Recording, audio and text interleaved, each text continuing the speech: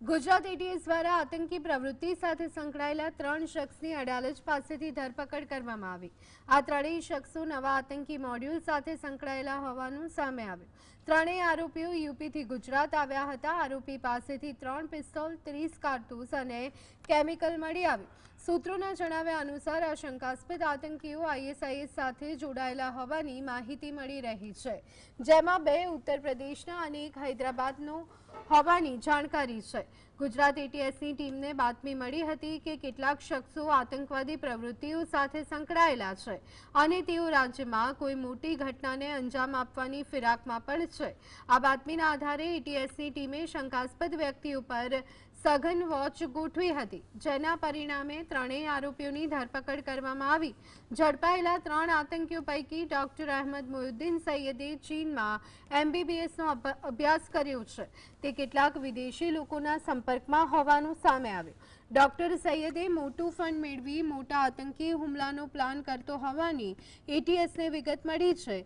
તે સાયનાઇડ કરતા ખતરનાક ઝેર બનાવવાનો પ્રયાસ પણ કરી રહ્યો હોવાનો ઘટસ્ફોટ થયો છે। પંચો રૂબરૂ સર્ચ કરવામાં આવેલો એ દરમિયાન અમને એના પાસેથી 2 ગ્લોક પિસ્ટલ, 1 બેરેટા પિસ્ટલ અને 30 લાઈવ કાર્ટ્રિજ મળી આવેલા।